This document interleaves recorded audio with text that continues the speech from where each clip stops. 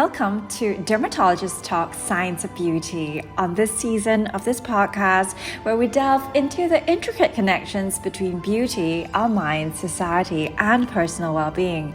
I'm your host, board-certified dermatologist, Dr. Teo Wan Lin. Beauty, it's a word that evokes 1,000 images, emotions, and opinions. It's sought after, debated, and deeply personal. But what is its true power, and how does it intertwine with the self-image we cultivate? That internal portrait of who we believe we are. Today, we explore the dynamic interplay between the external allure of beauty and the internal art of crafting a resilient self-image.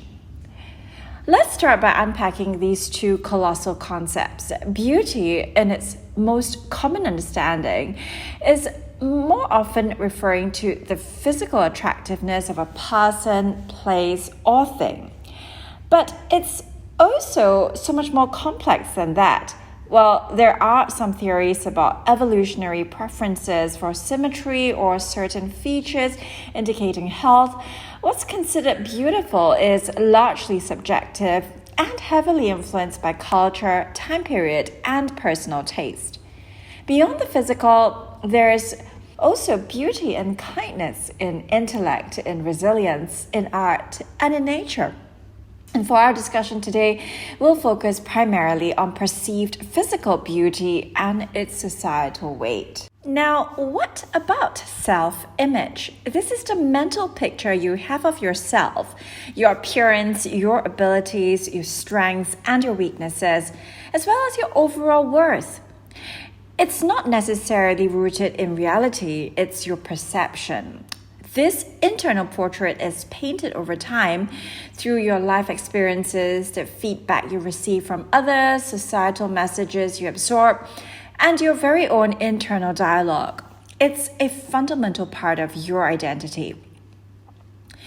The power of beauty, especially in how it's perceived by society, can profoundly influence our self-image. When society consistently uplifts a certain type of beauty, those who fit that mold may find that their self-image that is boosted by external validation only. They might experience what's often called pretty privilege, receiving more positive attention, being perceived as more competent, or having certain social interactions smoothed out for them. This external affirmation can, for some, translate into a more confident self-image. However, this reliance on external validation can really be a fragile foundation for self-worth. If beauty fades, or if one moves to a culture with different standards, that externally fed self-image can crumble. However, for those who don't fit the prevailing narrow beauty standards, the constant messaging can be detrimental. It can lead to a negative self-image, feelings of inadequacy, and a persistent sense that one is less than. The media plays a huge role here, often presenting highly edited and unrealistic images that become the yardstick against which many measure themselves, often to their detriment.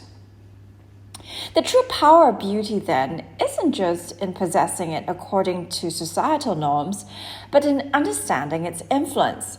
The power of a healthy self-image, conversely, lies in its ability to provide resilience against these external pressures. A strong self-image rooted in internal qualities and self-acceptance can act as a buffer, allowing individuals to appreciate beauty without letting societal definitions dictate their worth. It also shapes how we interact with the world, the choices we make, and our overall confidence, often independent of how closely we align with external beauty ideals. If our self-image is an internal artwork, then we are, to a large extent, the artist. Cultivating a healthy, robust self-image is indeed an art form requiring conscious effort and practice.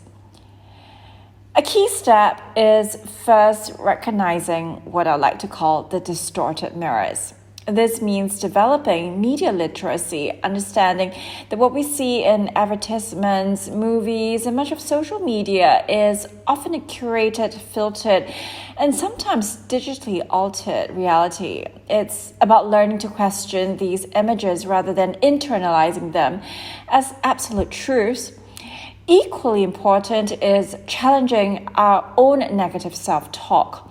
That critical inner voice that magnifies flaws and downplays strengths is often echoing these very same distorted societal mirrors. Next, focus on a holistic self. We are so much more than our physical appearance. What are your skills, your talents, your passions? What are your values? How do you contribute to the world or to the lives of those around you? Building self-esteem based on these diverse aspects of yourself creates a much more stable and authentic foundation. Self-care also plays a vital role, but I'm talking about self-care that goes beyond lotions and haircuts. While those can be enjoyable, practices that nurture your mental and emotional well-being, engaging in hobbies that bring you joy, spending time in nature, pursuing learning, and fostering meaningful connections. Mindfulness and self-compassion are crucial tools. Mindfulness helps us observe our thoughts about our appearance without judgment, creating space between ourselves and our critical thoughts. Self-compassion involves treating ourselves with the same kindness and understanding we would offer a struggling friend. Instead of berating ourselves for perceived flaws, we can acknowledge our humanity. Finally, curate your influences, and this is especially relevant in the age of social media. Unfollow accounts that consistently make you feel bad about yourself. Seek out and engage with content and people who inspire you, who reflect a broader range of beauty and who promote positive self-perception. This extends to real-life relationships too. Surround yourself with people who appreciate you for who you are.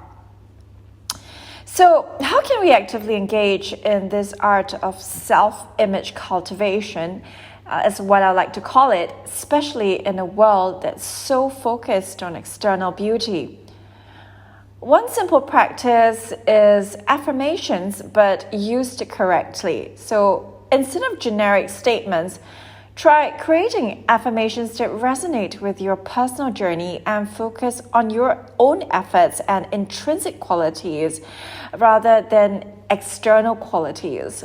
For example, I am learning to appreciate my body for its strength and resilience, or I value my unique perspective and creativity.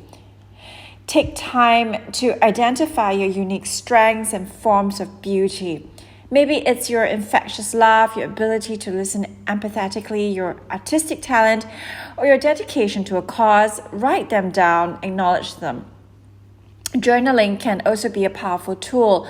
Explore your feelings about your appearance, challenge negative thoughts by writing them down and examining the evidence for or against them, and track your progress in developing self-compassion. And most importantly, set boundaries.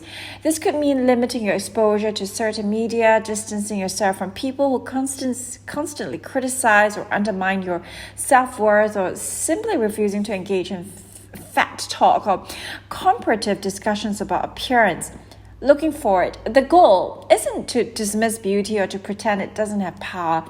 It's about shifting the focus of control. It's about understanding that while society may broadcast certain ideals, we have the agency to define our own self-worth and to paint our internal self-portrait with colors of self-acceptance, resilience, and holistic appreciation.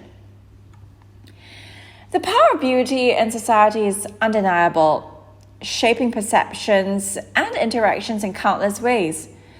But the true art lies in crafting a self-image that is strong, compassionate, and reflective of your whole self, and not just a fleeting external ideal. This internal masterpiece is what truly empowers us to navigate the world with confidence and authenticity.